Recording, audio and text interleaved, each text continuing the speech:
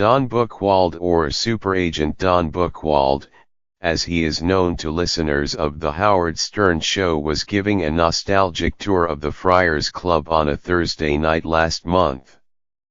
On the third floor of the club, housed in a 1909 German Renaissance mansion in Midtown Manhattan, Mr. Buchwald looked around the Ed Sullivan Room, its paneled walls painted white and minimally decorated with headshots of people such as Carol Burnett and Steve Allen.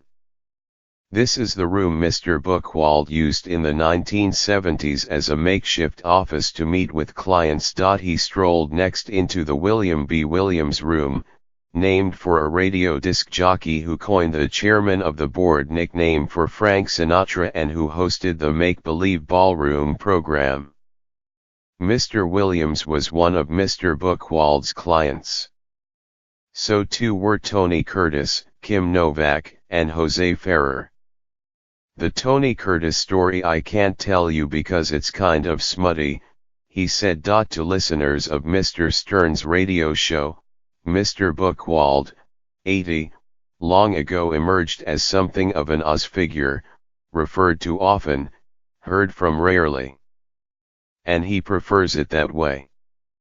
I'm not a particularly boastful person, said Mr. Buchwald, who is the kind of guy who wears a fedora and tips his head as he ducks into the back seat of his driven Mercedes. But he wants to publicize a recent development at his firm, Don Buchwald and Associates, which has changed its name to Buchwald.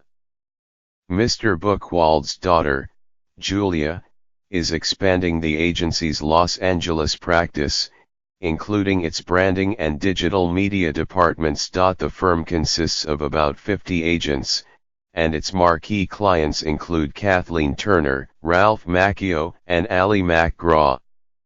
Mr. Stern is the only client whom Mr. Buchwald personally represents. In 2015 he secured him a deal with Sirius XM satellite radio that is estimated to be worth some $90 million a year.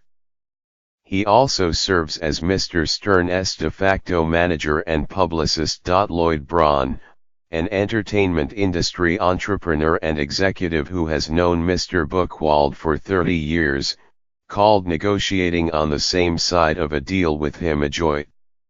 Less so when negotiating against Mr. Buchwald. There is a nightmare quality to it. Because you're only going to do so well. If you want to do better than that, you're probably going to have to grovel. Mr. Braun said everyone should have a Don Buchwald in their life, Mr. Stern said in a phone interview. I'd never want to be without him, and I don't need anyone but him. It sounds like a love song, but it is. Mr. Buchwald, who regularly uses terms like fella, baloney and nifty, is not an agent in any sort of entourage sense. If he mirrors a fictional archetype, it would be Dickie Fox, the mentor of Tom Cruise's character in Cameron Crowe's Jerry Maguire, who says, "The key to this business is personal relationships." He was sitting at a corner table at the Friars, where he has been a member for 45 years, across the main dining room in one direction from the writer Gate Elise and in another from the gossip columnist Cindy Adams. Earlier in the week, Matt Lauer had been fired from the Today Show. Over the dining room din, men drinking martinis could be heard darkly muttering names: Lauer, Weinstein, Spacey.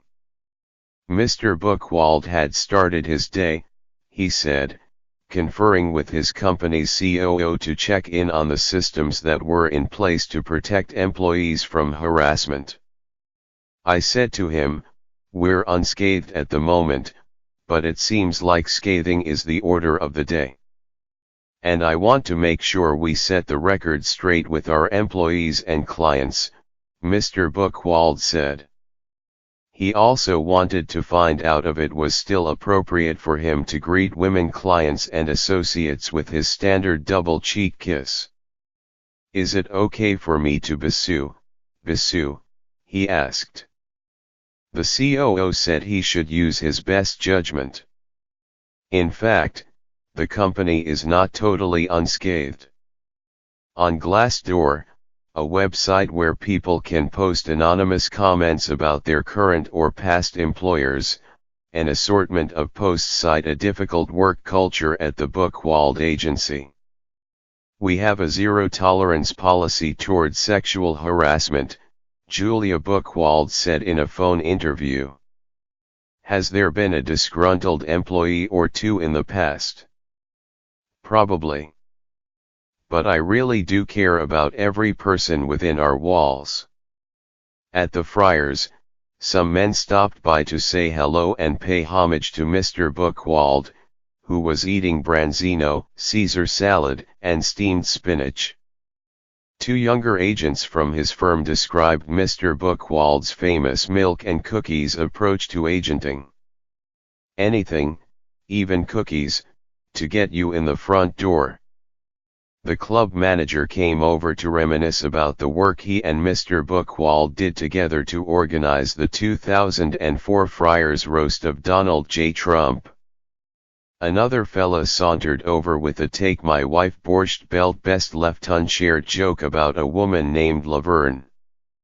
Mr. Buchwald, who speaks frequently of his wife of 52 years, Maggie, winced. "Are you kidding me?" he said, unamused. Mr. Buchwald was dressed, typically, in a dark gray Brioni suit, a white shirt with a band collar and DHB embroidered on his cuff, and purple socks. He refers to his clothes as his costume. This perspective is one that was shared with him by the late Jeffrey Holder, a client of Mr. Buchwald's who won 2 Tonys in 1975 for directing and choreographing The Wiz. Jeffrey said that when you walk in a room full of people, you should set a tone, he said. You should announce yourself. You should look as lovely as possible. Mr. Buchwald and his 4 siblings were raised in Brooklyn. His mother, a schoolteacher, was the breadwinner for many years. His father, who worked in the curtain business, lived to be 100. We had the kind of household where we could say, "Mother, that is the worst pasta I've ever tasted," Mr. Buchwald said. And she would say, "Oh, go on." At 16 he enrolled in Brooklyn College, wanting to be an actor, but he worried that it would be more of a passion than a profession. He left school and enrolled in the Army in 1954, and was stationed in Korea after the war had ended. He returned to the college a few years later and graduated. He has been a trustee of the Brooklyn College Foundation for 20 years and is on the advisory board of the Barry R. Fierstein Graduate School of Cinema at Steiner Studios. Through the early 1960s, he found work in regional theaters, as a business manager and actor. What kind of acting? Bad acting. He found he had a knack for negotiating, and took on work as an agent for actors he met. He also took a job as a travel agent specializing in honeymoons, making cold calls to baby boomers who were planning weddings. Many of his colleagues were voice-over artists who dreamed of Broadway or radio glory or even commercial spots. He started representing them too. In 1977, Mr. Buchwald opened his own agency. His approach was simple, and he has stuck with it. "Everybody will say, he's full of baloney, but I don't lie," he said. "When you're telling the truth, it can be a disarming thing." By the early 1980s, Mr. Buchwald had earned a reputation as one of the top agents for local radio and news talent. So when Mr. Stern decided he needed more help than his lawyers could give in steering his career, he called 3 agents, Mr. Stern said in the phone interview. The first 2 were not interested. The third call went to Mr. Buchwald. We sat down in his office and we talked for an hour, Mr. Stern said. He turned to me and said, "You know, your career could be as big as Johnny Carson's." I thought this guy might be a little bit nuts. But he believed in me from the very beginning, more than I believed in myself. Still, Mr. Stern wasn't totally sold on the idea of signing a deal with Mr. Buchwald that would require him to turn over 10% of his earnings.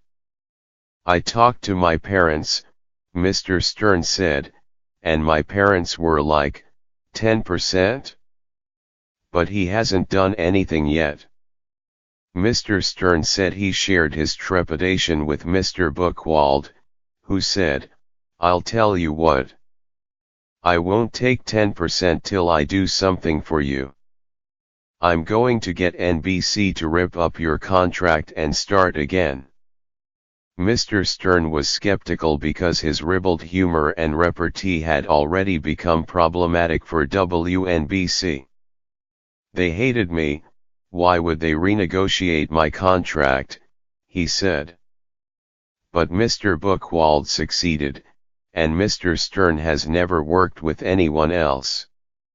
"I would be dishonest if I did not credit Don for the success of my career," Mr. Stern said.